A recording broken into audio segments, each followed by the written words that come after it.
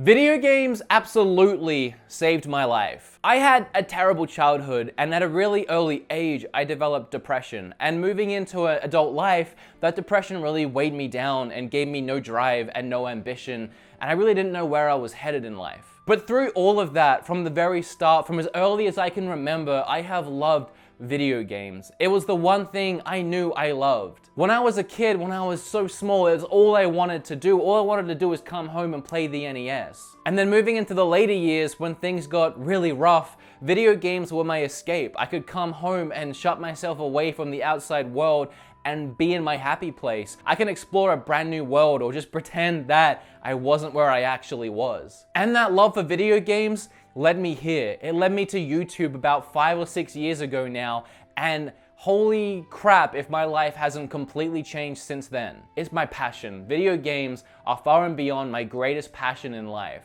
And along my gaming travels, along the many years that I have played these games, I have found many favorites. In fact, honestly, more favorites than I can list. But I have done my absolute best to condense those games that I've played into a top 10. 10 games that I believe are the best gaming experiences that I've ever had. Something I want to clarify here is these are my best games of all time. But here's the thing I want to make super clear about my list right now. Most of you will disagree with me. I just have that feeling, and it's because just talking about that, talking about my connection with these games and the other games I'm going to talk about today is almost making me emotional because it's a deeper connection than just this is a 10 out of 10 game. And now to end what was probably one of the longest intros I've ever done, let's get started. Now these are in order, kind of. It was really hard for me to put them in any kind of order, but I did my best to get as close to what I think an order might be. So, starting this list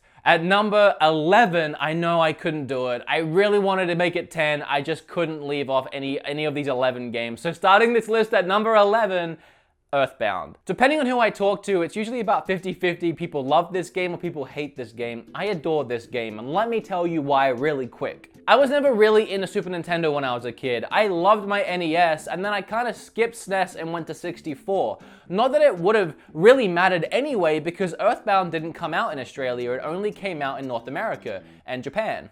So for me, before I started traveling to America, I had played very few Super Nintendo games, and one of the first ones I managed to pick up in this big trade that I did was Earthbound. I heard so much about it, and I loved Smash Brothers. I loved the character of Ness. It was one of my favorites to play with, so I always wanted to play the series that he came from. It just threw me into that world right away. There was something about playing as this bunch of ragtag group of kids who find themselves in the middle of this alien invasion. Something that stood out to me playing this 4-ish years ago was JRPGs now, you think of a JRPG, you can really picture the characters, the weapons, the locations, the enemies, the style. They're all very similar, and some like to throw curveballs out there, but none more than Earthbound. It was just curveball after curveball. It was a weird and wacky game where you could defeat crows and dogs and cars with yo-yos and bats and who knows what else. Earthbound very quickly became my first and best Super Nintendo experience, and as of yet, it hasn't been beat. Number 10 would have to be Metroid Prime. I love GameCube. It might be my favorite system of all time. The NES and GameCube, I always go back and forth as to which one's my favorite system. And GameCube just has so many gems for me. I played that thing to death. There is so much I love about the GameCube. But Metroid Prime was a special gem for me. It was the first time I ever got engrossed in a first-person shooter.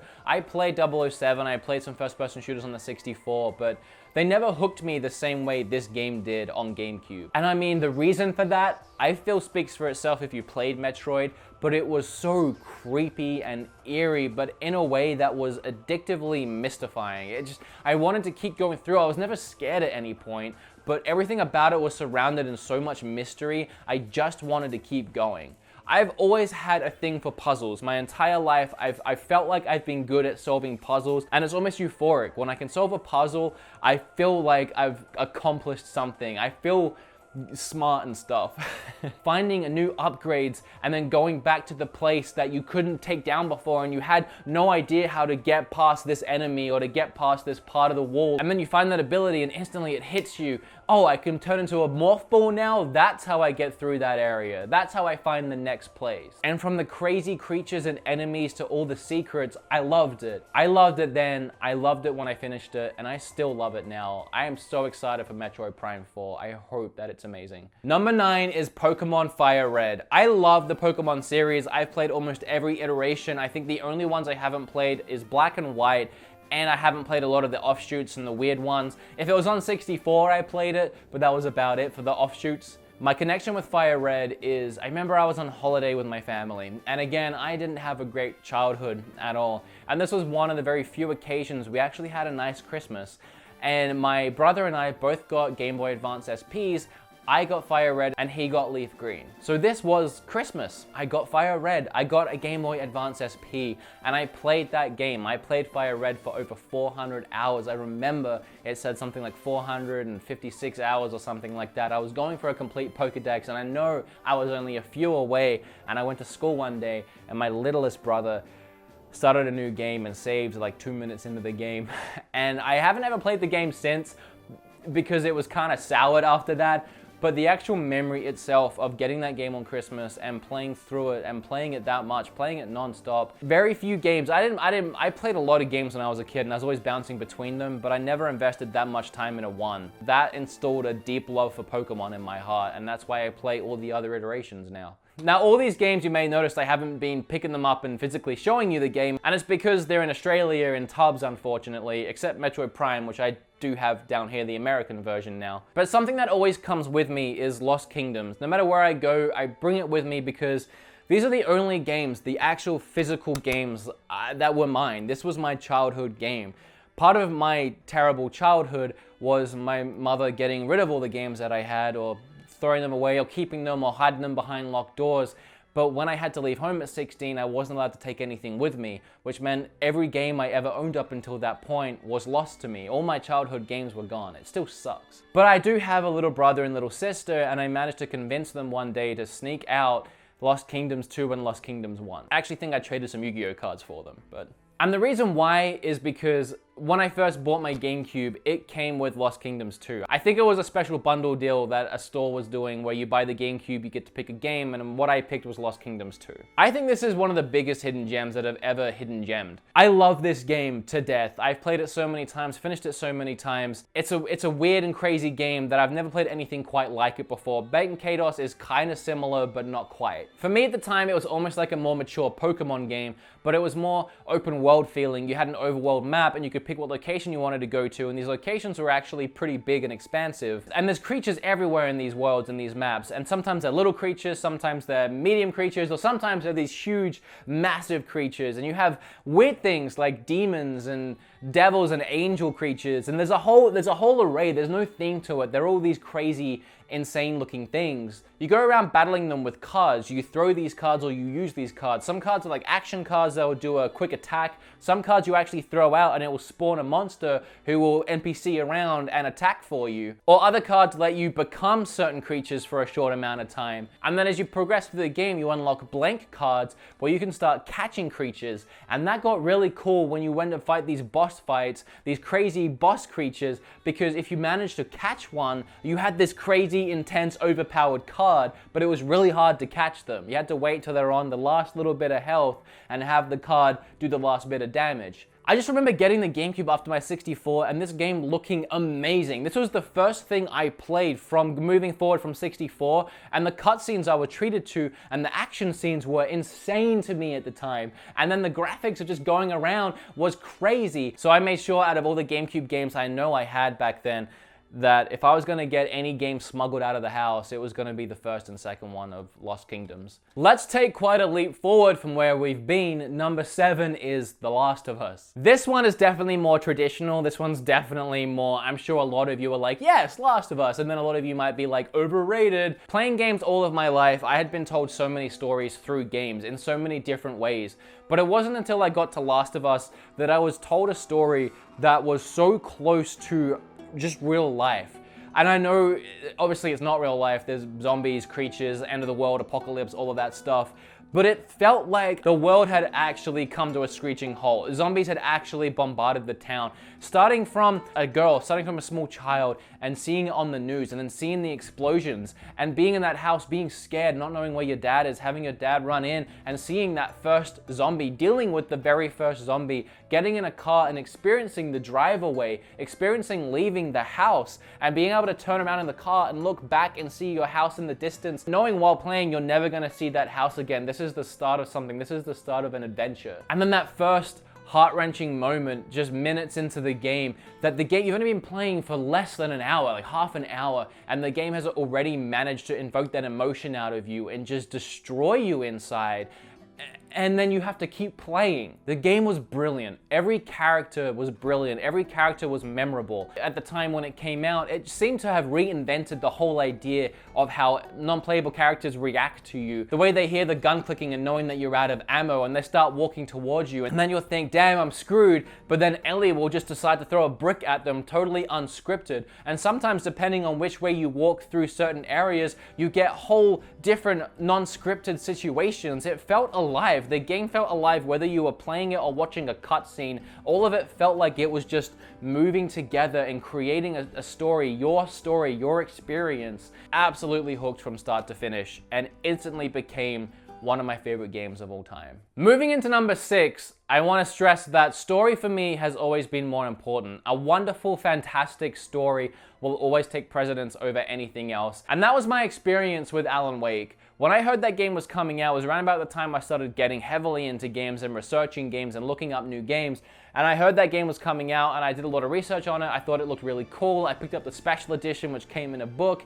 And I got the point that it was supposed to be a book. It was a story that was being told about a writer. Not really knowing what I was going to experience, I was instantly hooked by the story. All the characters were super interesting to me. I had no clue what was going on, and I just wanted to find out more about the world. And I just kept feeling like I was connected to the game in some way, and I think a lot of it was the darkness from the game and Alan's own insecurities. At the time when I was playing it, I had my own insecurities, and I had my own darkness, and I had my own doubts and things I was confused about. And I was just feeding from the game in that and connecting in the game with that. I really enjoyed the gameplay a lot. It's pretty bare bones, it's pretty minimalistic. It still managed to keep the gameplay engaging throughout and kept it really fun, but it was just complete mystery from start to finish. The ending was just so confusing, and then there was 2 more chapters that came out as DLC, and it didn't really explain anything, but it kind of progressed the story a little bit,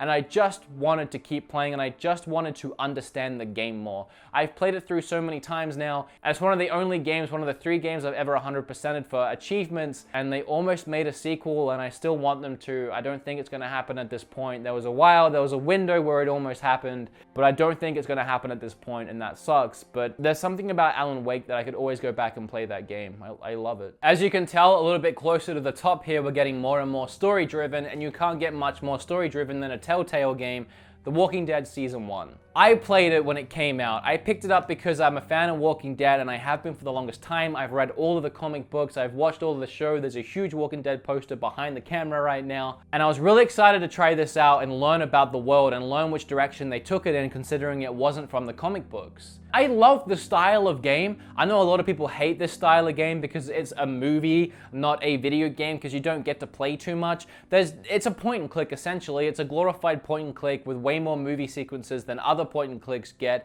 but that's essentially what it boils down to. And people that don't love point and clicks or don't have much experience with point and clicks kind of see it more as a playable, barely playable movie. But there is actually a lot you do in this game. There is a lot of walking around, finding clues, picking up items, combining certain things, and trying to use certain things in certain situations.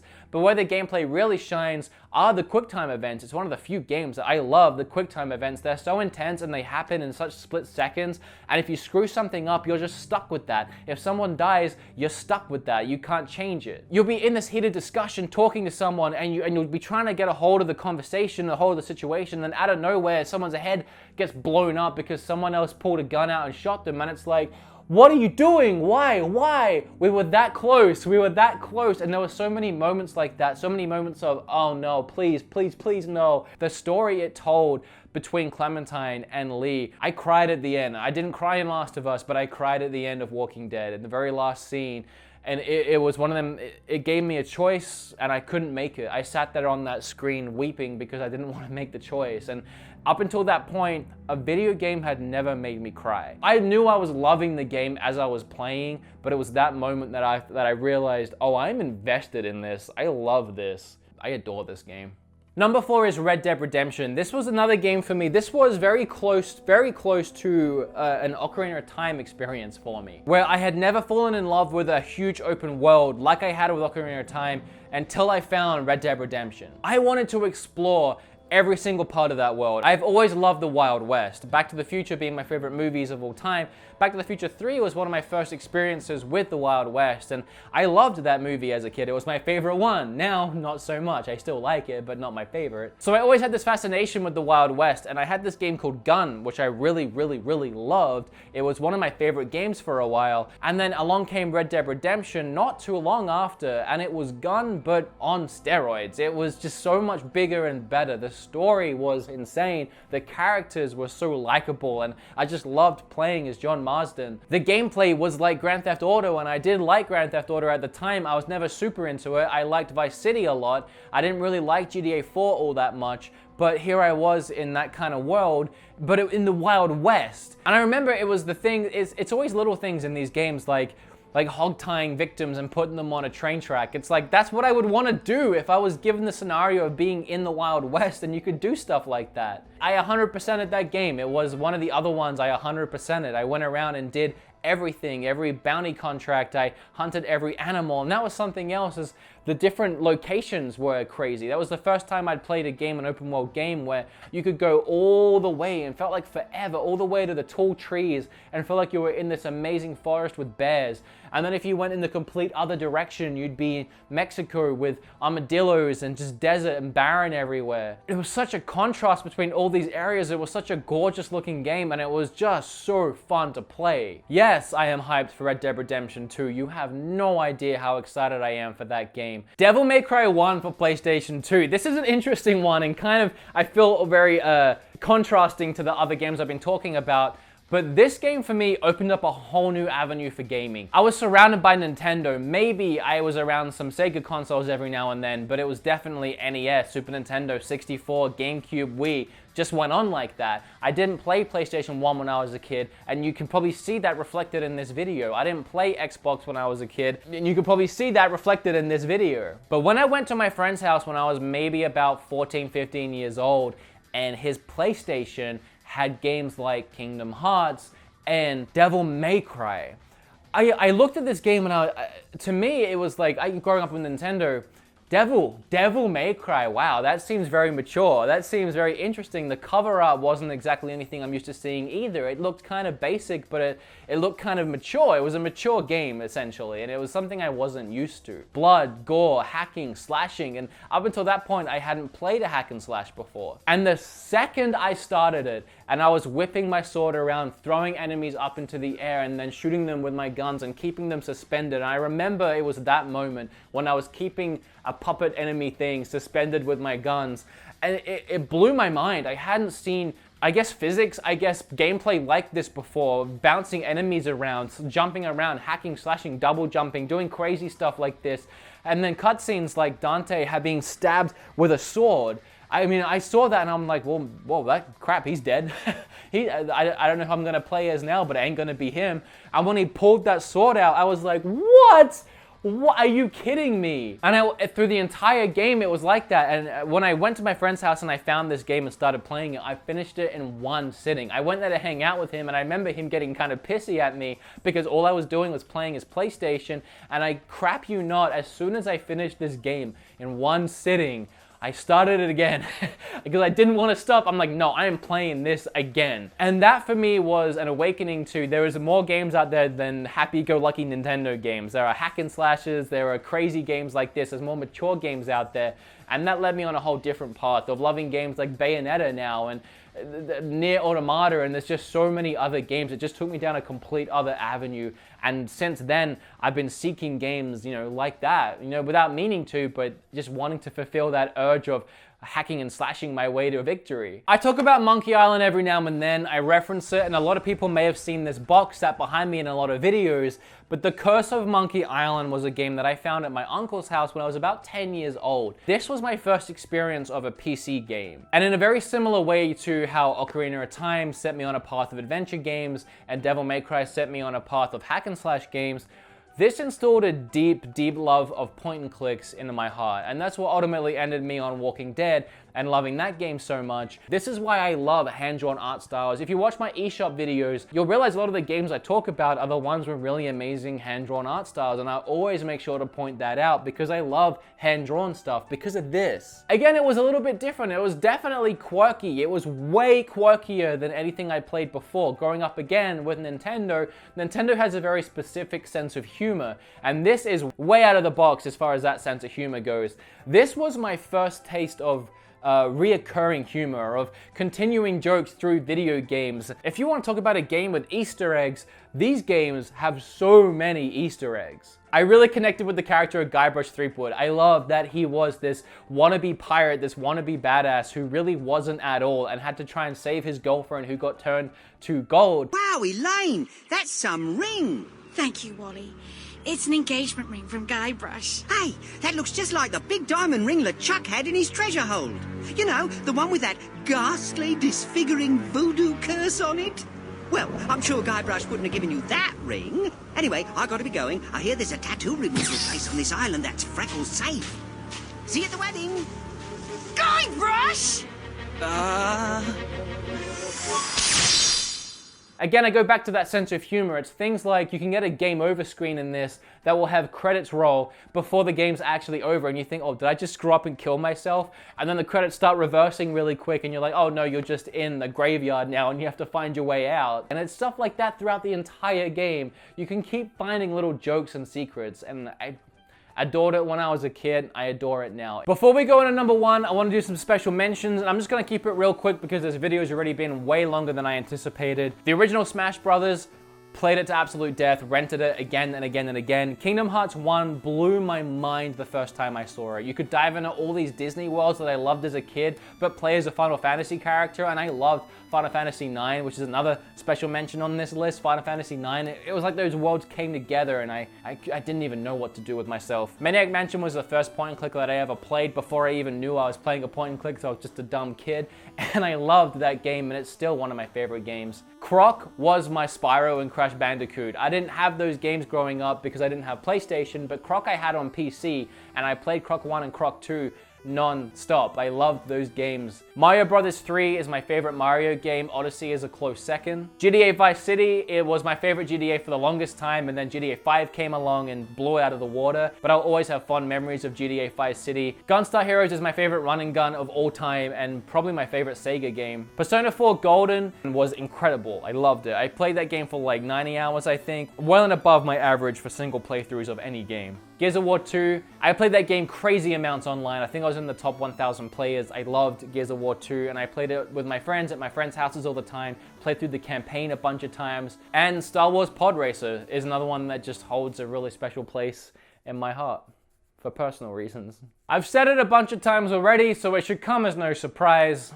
Ocarina of Time is my #1 favorite game of all time. I wanted to be specific and not include multiple games from the same franchise in this list, which is why I picked Devil May Cry 1, it's why I picked Monkey Island 3, and it's why I'm picking Ocarina of Time. I love Majora's Mask, and I would equally put it next to this game. I adore Wind Waker, I love Twilight Princess. Breath of the Wild, for a while when I first played Breath of the Wild, I really wasn't sure if I loved it more than this, but ultimately I ended up bouncing back to it. And I've talked about this already in my top 5 best Zelda games of all time. You can go watch that video, so I'll keep it real short and sweet. But as I said, when I was a kid and really battling depression back, this was prime depression time for me when I discovered this game and fell absolutely in love and discovered a passion, discovered something I cared about. And it was just an adventure, man. The words are completely undescribable. It was the first time I played NES my entire life up until I was, I don't even remember, 10, 13, something around there. And then all of a sudden I saved up some money, bought a 64, asked the guy, hey, what game should I get? I actually hadn't heard of Zelda. I didn't have Zelda on the NES. It was one that I didn't have. And he said, you need to play Zelda. This was my first gaming experience outside of 8-bit graphics. And there I was in the middle of an insane open world where I could go anywhere and do anything, and there was all these different places, and they were all so grand in scale with all these characters, and I had a sword and an ocarina and a shield and a bow and a boomerang, and I was throwing it all around, and I was trying to save the princess, and it was just completely mind-blowing for me. I couldn't even put it into words if I wanted to. I will never, ever in my life get to experience that again, and it instilled that love of gaming, and if it wasn't for this game, I don't even know if I would be here doing any of this. And it's an amazing game. It is a 10 out of 10. In my opinion, one of the very few 10 out of 10 games that have ever been made. Guys, this video took me way longer than I thought it would, so I'm gonna end it real short. Like this video, I'd really appreciate it. Leave a comment down below with your favorite games. You can do your top 10, 20, your number 1, I don't care. Subscribe, because you know that I love you and become best friends. Thank you for giving me a platform to do stuff like this. I can never say thank you enough. To be able to stand here and just talk about things that I love, do it for a living, helping me get through everything, helping me get to a point where I can be better than who I was. And it's because of you, this channel, and video games. So these are all my passions. You guys are my passion. So I love you.